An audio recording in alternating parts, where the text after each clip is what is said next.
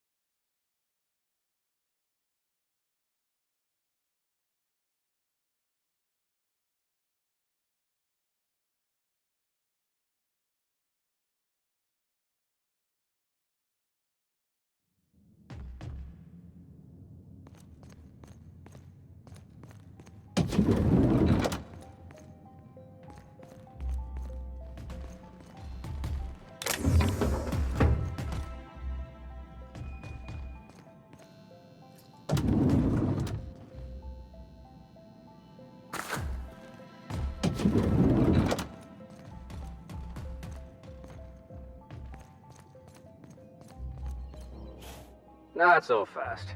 The Ministry of Accuracy and Morale is off limits to everyone without X-36 level clearance. It's okay. I'm a doctor. I don't care if you're a brain surgeon. If you don't work here, or for Chairman Rockwell himself, you're not getting in. Worth a try. You'd be surprised how often that works. Like I said, X-36 clearance only beyond this point. I don't know how you got that, but I still don't know you, and I don't have any new clearances on the list. What?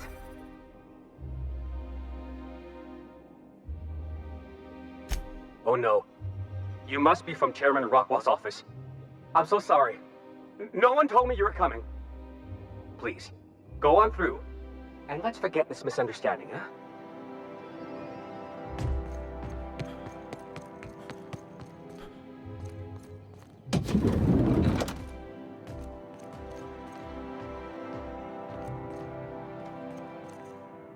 Our UDL security attendant is always prepared.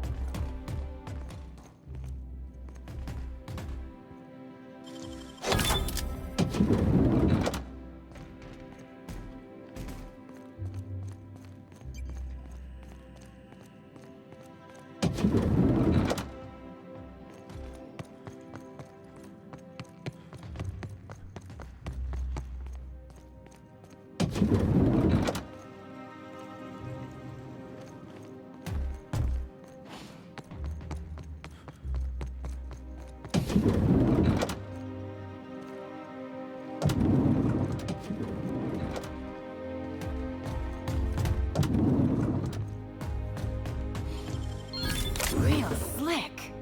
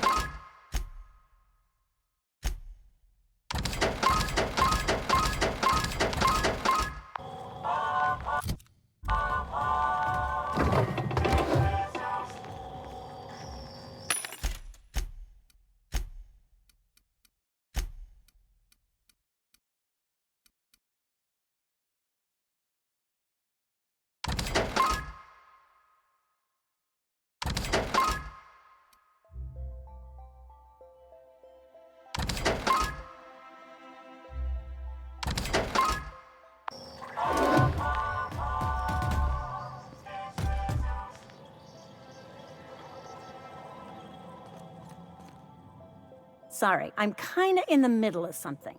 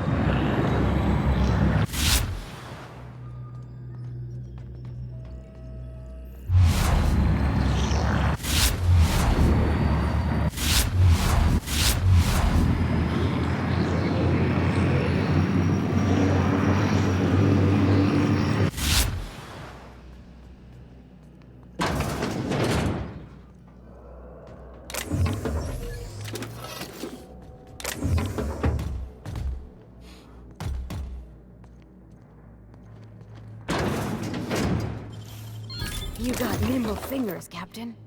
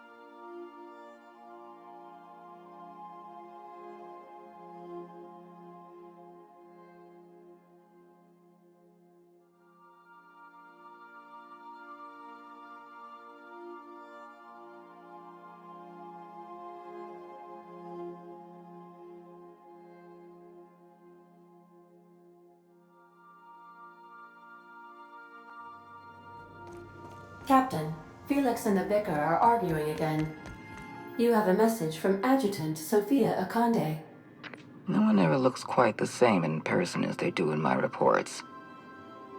And my reports of you have been exceptionally thorough. You've had quite a career.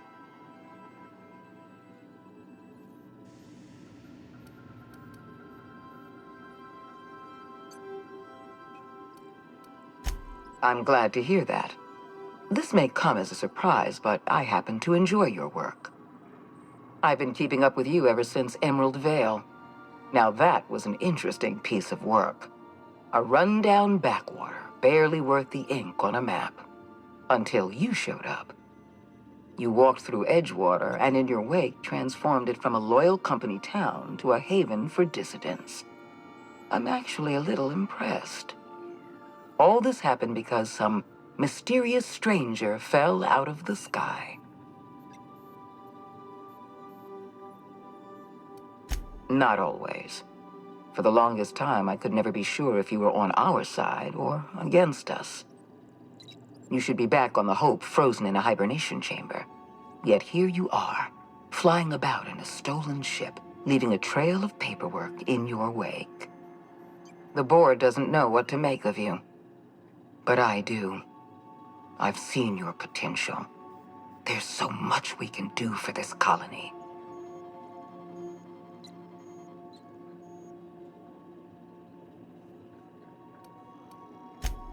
We raised security on the Hope after Wells broke in. As for discovering the identity of the missing colonist, all we had to do was scan the passenger manifest.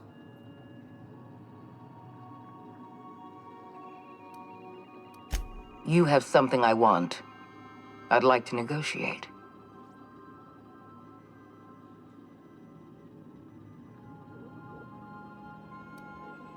I'm not here to talk about stolen chemicals.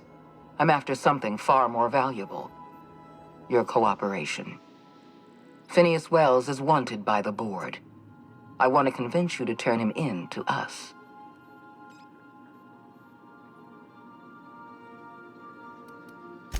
He has a litany of charges against him. Vandalism, illegal experimentation, sedition. I could go on. Wells is a dangerous madman. His plan is going to endanger everyone in Halcyon. He's an obsessive psychopath. And he's using you. You're in contact with Wells. I want you to send us a tracing signal from his communication terminal.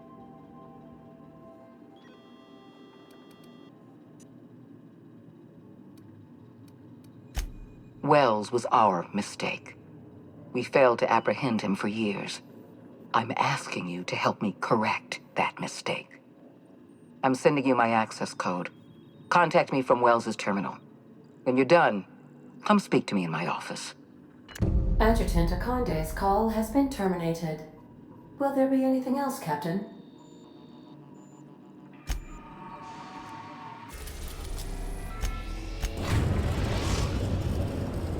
We've arrived at Phineas's orbital lab.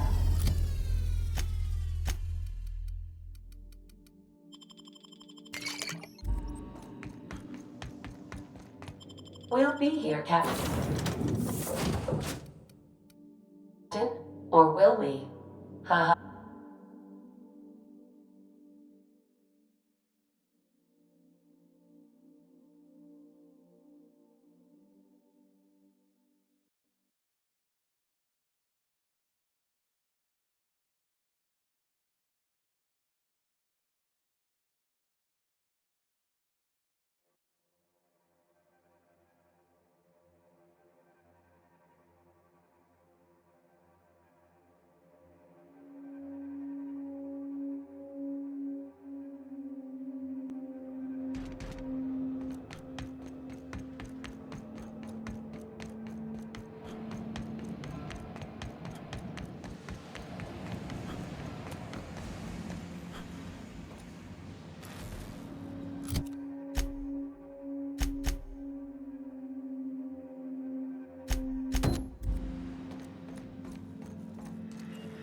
I've kept myself busy in your absence, optimized my formula. I'm now confident I can revive the remaining colonists. All I need now is the dimethyl sulfoxide. I'll take as much as you can give me.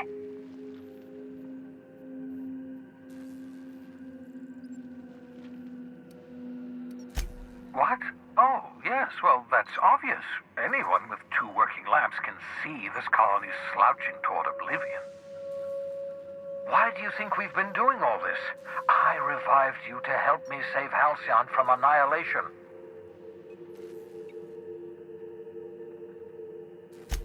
Hold on.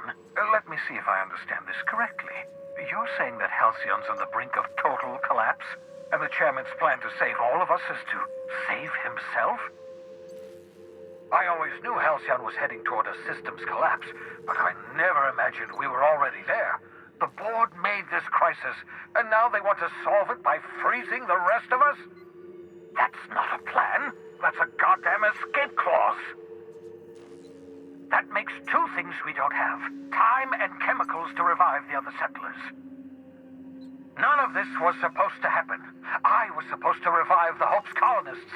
We were supposed to have enough time to solve the problem before we all starved. Human test subjects. Oh, that's grotesque. That's unthinkable. That's exactly what I'd expect out of the board.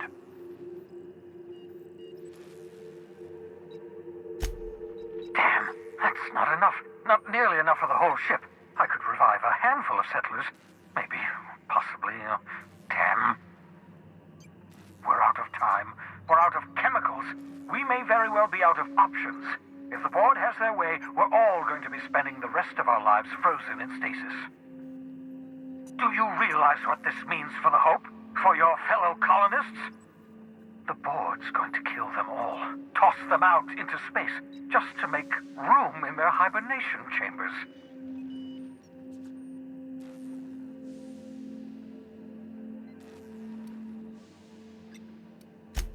Short of lining up every member of the board and shooting them in the back of the head. Do you know what's waiting for us on the Hope? Scientists, engineers, artists, the brightest minds Earth ever sent us, uncorrupted by the board. The board's going to dispose of them all and transform the Hope into a prison for the rest of us. They're likely on their way to the Hope as we speak. We need to get to those colonists before the board. I have enough chemicals to start reviving a few of them, but no easy way to get them off the Hope. Merciful gibbering law, you're a genius! We bring the Hope to us. Skip the entire ship across the distance of colony space, right next to my lab.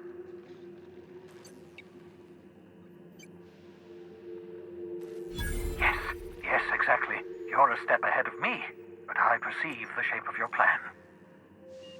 If we link up the Hope to the Unreliable, then use your navigational computer to calculate a reasonably safe vector, we can skip the entire colony ship into the rings of Terra 2.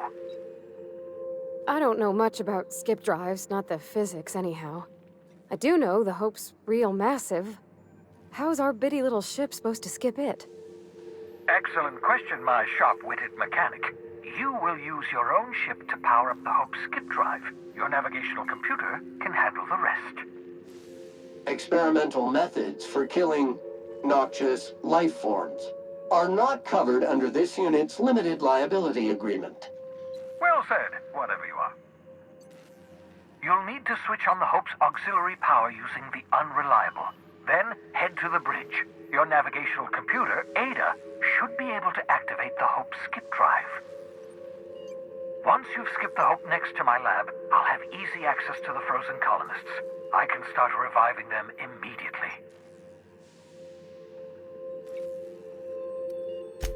Certainly. How can I help?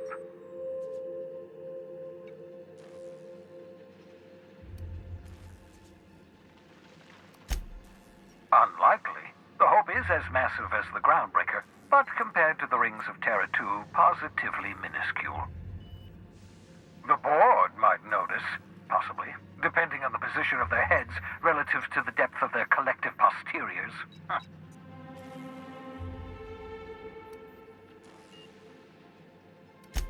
Skip drives were never designed to be used within a system, but I skipped my ship across Halcyon when I rescued you, and that turned out fine, mostly. That is, I ruined my ship and nearly killed myself in the process, but the maneuver was well within acceptable margins of risk. You'll be fine. You'll be fine. It wouldn't surprise me. When I pulled you out of the Hope, the board nearly intercepted me. I expect they stepped up security since my little act of larceny. I know you're wondering why I'm doing all this. Why I believe the people on the Hope are the answer to the colony's problems. The Hope is carrying some of humanity's most brilliant thinkers, scientists, engineers, experts in their field. If we work together, we can still find a way to save Halcyon. The board would have us believe Halcyon is beyond saving. I choose to believe otherwise. If there's even the slightest chance we can save Halcyon from oblivion, then we have to take it. You absolutely should.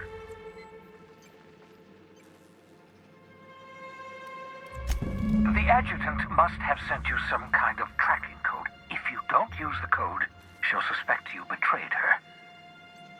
I think you should use the code and send a corrupted tracking signal. That should buy me some time.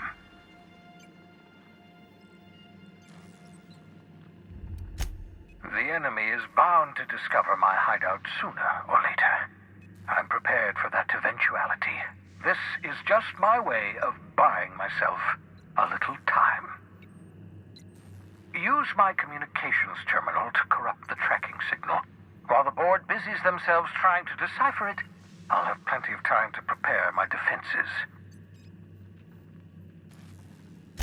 Certainly. How can I help?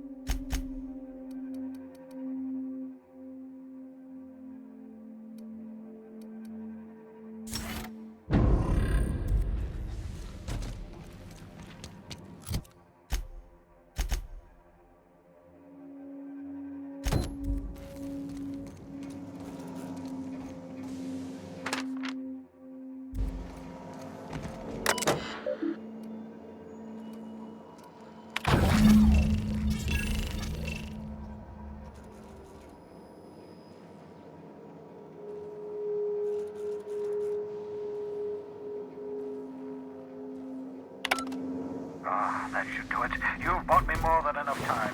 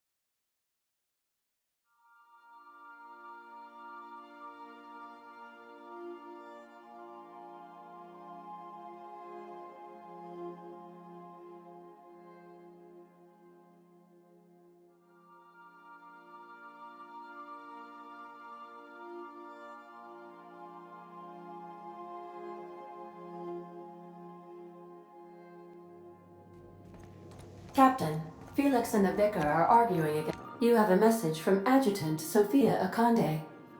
I'm impressed, Captain. I almost expected you wouldn't go through with it. Unfortunately, Dr. Wells found a way to corrupt the signal before we could pinpoint his location. Still, it's only a matter of time before we find him. Come visit me in Byzantium.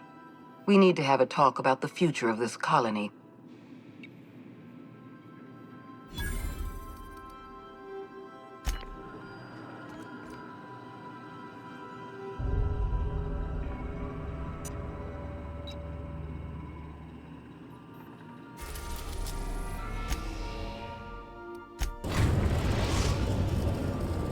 We are now in orbit above Byzantium, Captain.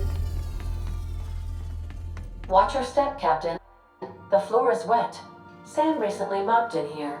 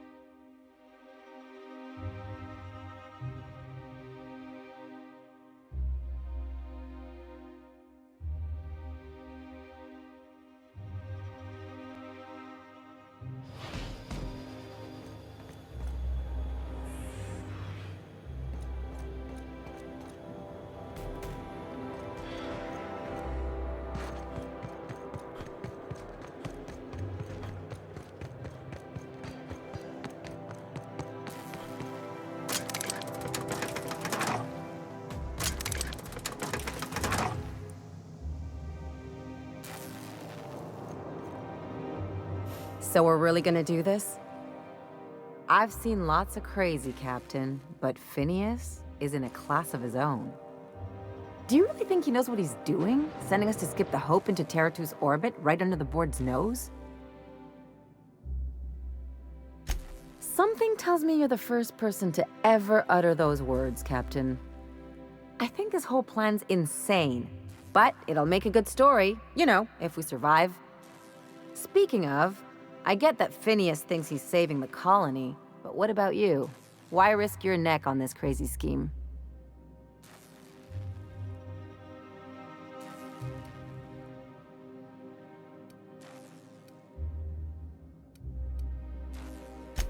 I'll do anything for a good story, and nothing shines on a pirate's resume like a successful suicide mission.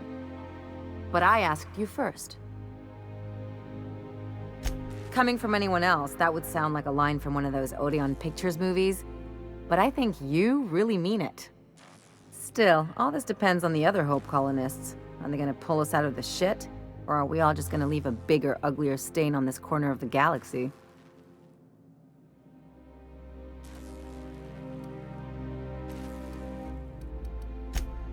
You're too trusting, and I'm gonna remember that when I negotiate for my cut of our reward, okay? Well, whenever you're ready to do this, I'm with you. Anything else?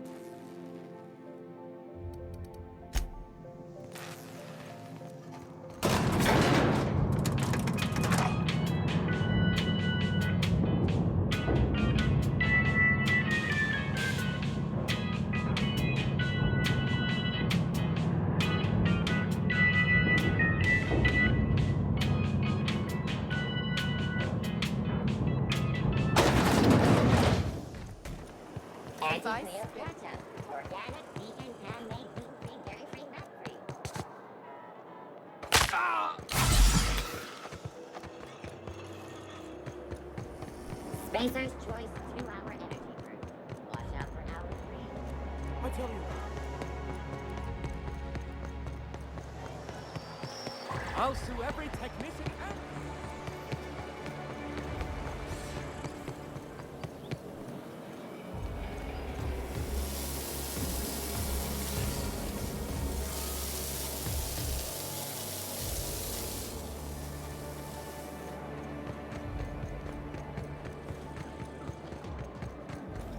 There's my parents' place. Smell that? Industrial-grade cleaning solvent in desperation. It's lemony fresh.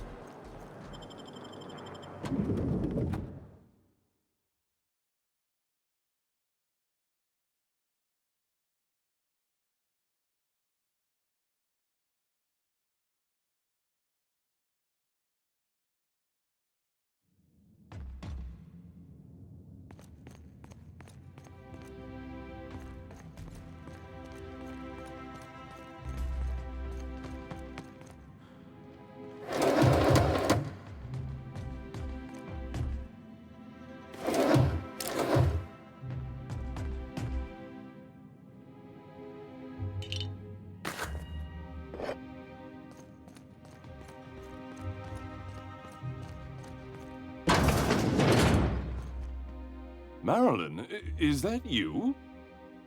Lars, we certainly didn't expect to see you like this. And I didn't expect you to renew your marriage contract. But we're all full of surprises today, aren't we? Speaking of surprises, you should meet my new friend.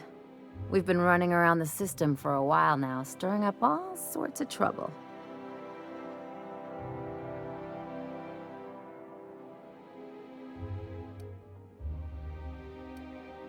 There you go again, Captain. Always menacing polite society. Anyway, you're probably wondering where I've been all this time. Not exactly. The last few years have been a bloody haze. You wouldn't believe the messes we've gotten ourselves into. Right?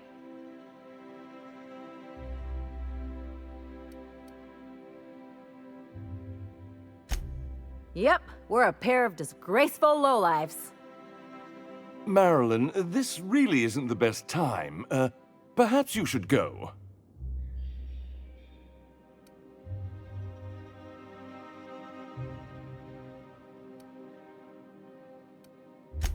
I mean, we had other business in Byzantium, so it's not like we went out of our way. But you can't just kick us out. We'll stay as long as we like. And while we're at it, we'll drink your expensive hooch, wear our outside shoes all over your nice floors.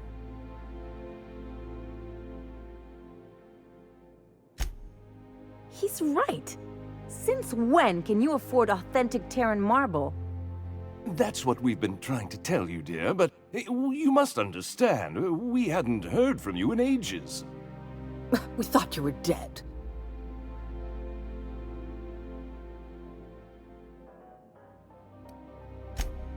I'm not dead. I just never wanted to talk to you again.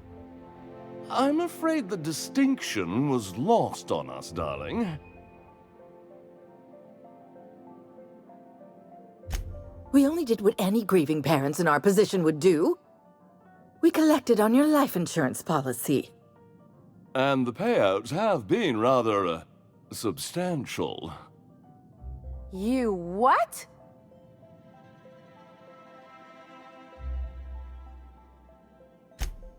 Well, now that I'm here, I guess you'll just have to report back that I'm very much alive and kicking. It's not that simple. For one thing, we'd have to cut back on so many necessities. The neighbors would be sure to notice.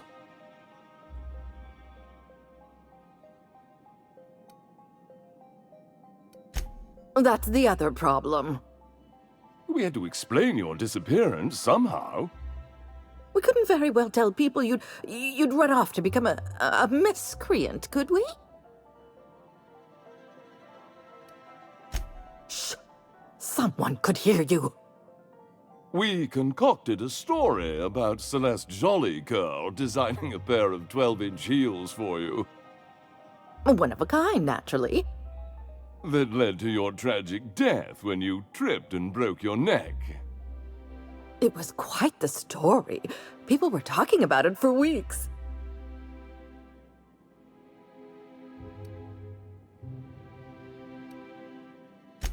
Not until I get some answers. Couldn't you have at least made up a better story? Something with pirates or raptidons? And what are you gonna do now that we're here? Yes, about that. We were just about to ask you to, leave. Quietly, if you don't mind. Well, we're trying to avoid further embarrassment. I'm afraid it would cause quite a stir if the neighbors saw you two stomping about. That's it? You just want us to disappear now? Marilyn, please. Don't cause a scene. Let's just get out of here, Captain. Fine. I'm gone. Forever this time.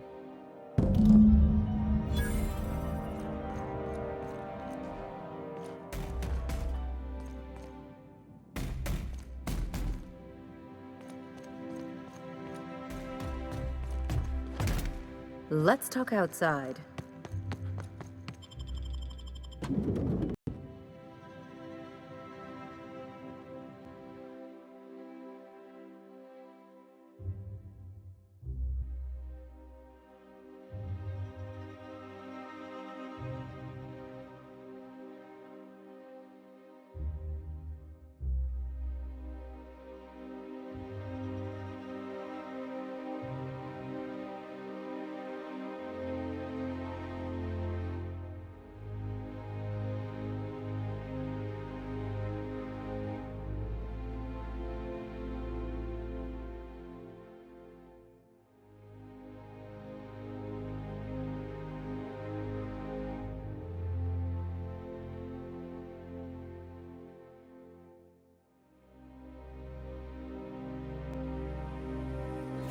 Don't know how you managed to get Zora and Sanjar in the same room.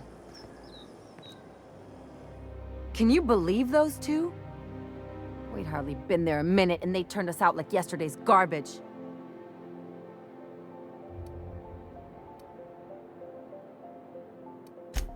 I thought they'd be scandalized. They'd both be sitting there watching one of their vapid aetherwave dramas, and then we'd walk in. Mother would drop her mock apple cider, and the glass would shatter all over their overpriced marble. Father would tear off his glasses and blink open-mouthed. I'd have a great one-liner in the tube. I was thinking either, the leather's fake but the scars are real, or, oops, did I just track awesome onto your rug? Yeah, I'm gonna use that one day. Now, getting back to my story. Father would throw his hands up, because this would be just like me, to come back and make a big scene. Then, Mother would do the old, "You had us worried sick." Her eyes would be red, and she'd have her fist in front of her mouth to stifle a sob.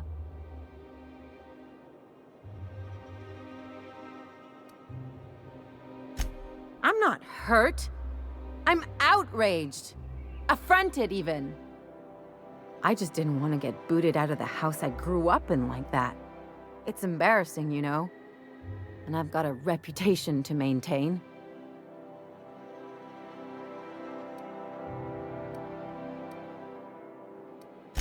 I'm used to rough situations. Like when someone loads your pistol with blanks and strands you in a Marauder moon base, or traps you in an airlock with an angry mantis worm.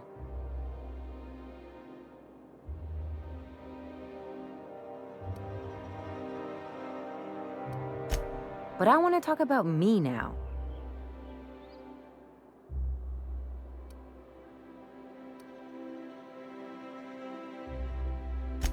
Unless you mean the kind who'll look out for you to blink so they could swipe your bits. The galaxy's not exactly crawling with those. Anyway, I don't want to sift through this lousy experience for meaningful life lessons. I'm mad, and I want to do something about it. Something like... Wait a second. What if I could get that money?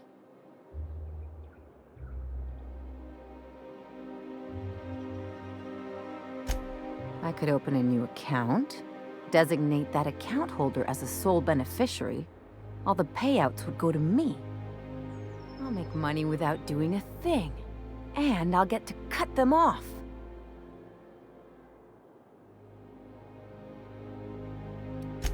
As long as I don't develop a taste for wool gonzola and bad legal dramas, that's fine by me. My policy is with the Greater Halcyon Insurance Group. They have an office in Byzantium. Maybe you could use some of your people skills to help me set up a dummy beneficiary account. If that doesn't work, I'm sure we can find one of their terminals and do it ourselves.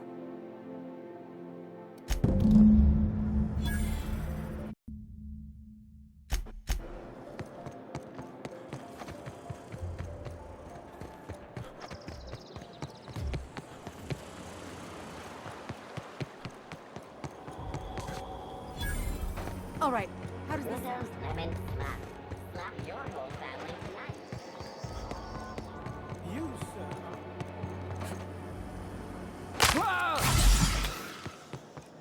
The dissidents actually...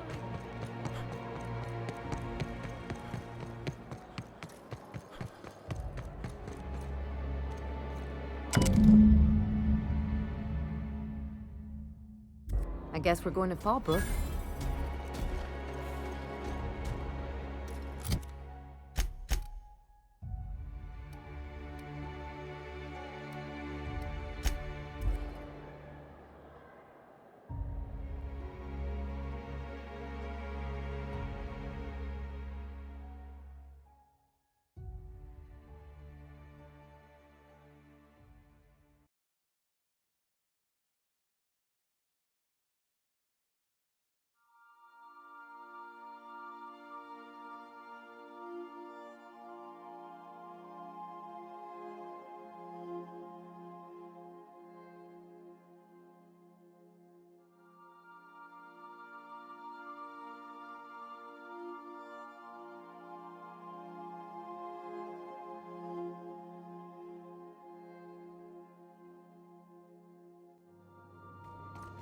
Some crew members are causing a disturbance on the ship.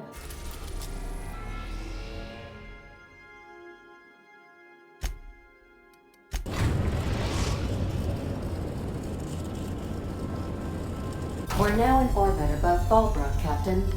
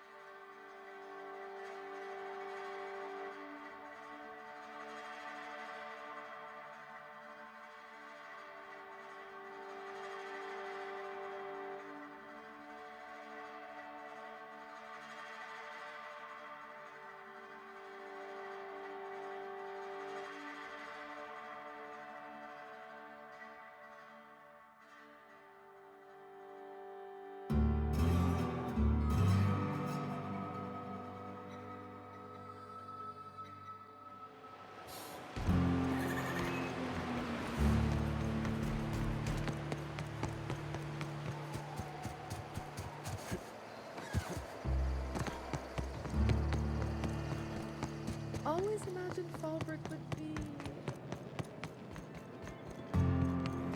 This looks like the place. You ready to get my money or what?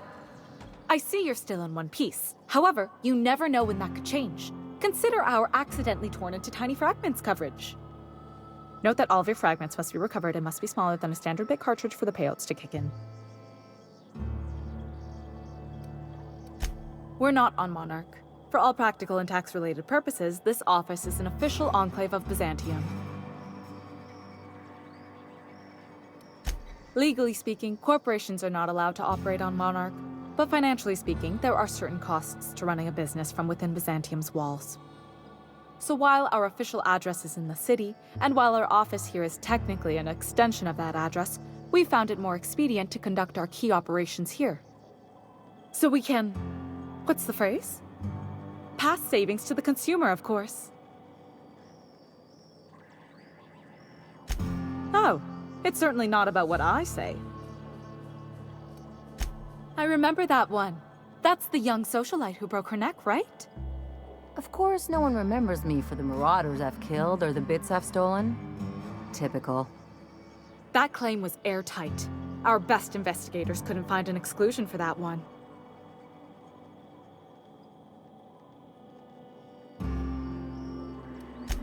Are you serious? Well, we interviewed the parents extensively. They had plenty of awkward childhood stories that illustrated their daughter's clumsiness and capriciousness. Hey, those are entirely made up. Furthermore, the claim spurred a whole line of fashion-related policies. It's become a very lucrative market. You can't, of course. Only Miss Fenhill can assign her beneficiaries. And she's dead. If we let every friend, relative, and acquaintance change a policy...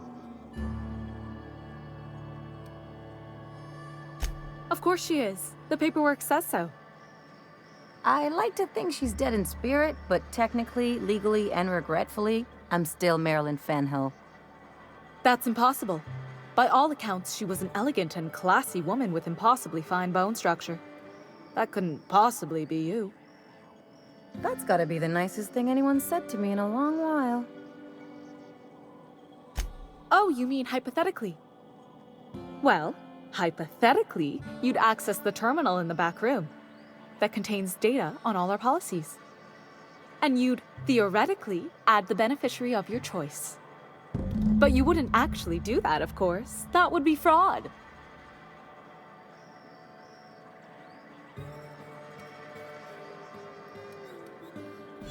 Please.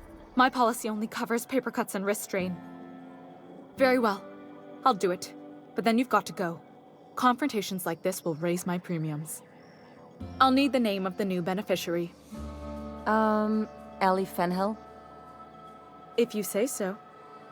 The payouts will flow exclusively into the new account at the start of the month. I hope Ms. Fenhill enjoys her newfound prosperity. Can we talk?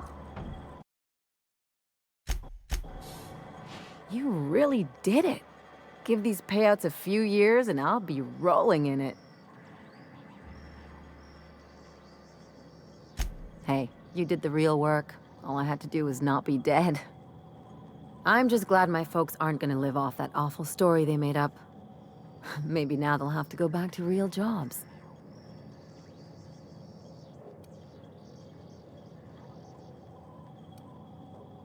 Yeah. The funny thing about getting what you want is then you gotta figure out what to do with it. I've never been much of a planner. Makes my eyeballs itch.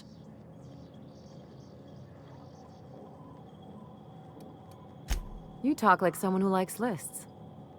Maybe you haven't noticed, but you can't even count on a bribe making it into the right pocket. What's the point of planning for anything around here? Hate to say it, but Halcyon's already there. Anyway, enough of that. You did a job for me, so here's your fee.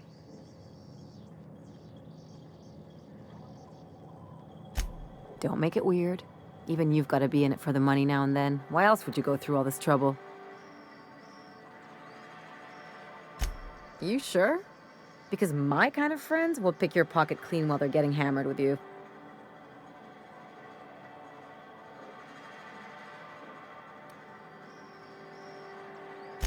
You don't have to get all mushy about it. Still, maybe you've got a point. Maybe it's good to watch someone's back now and then so that one day they watch yours. So, you just keep the money. One of us has to look out for your interests. It's nothing personal. It's just the closest thing I've got to a code.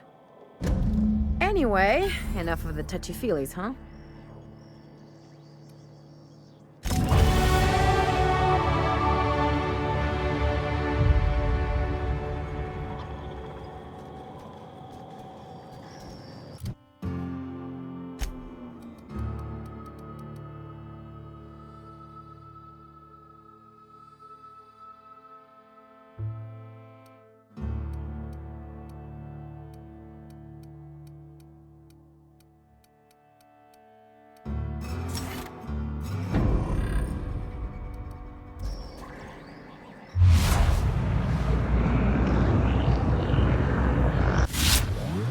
Quiet mode.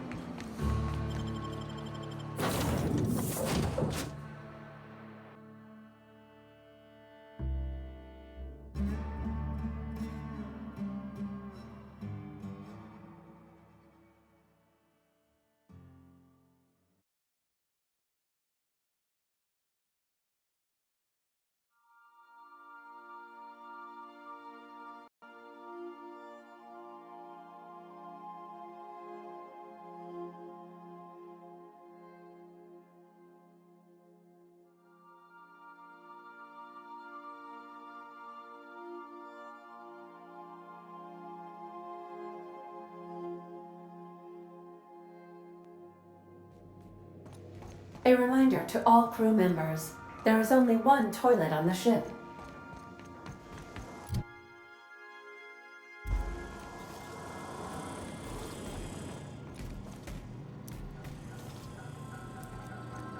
We gotta talk about this.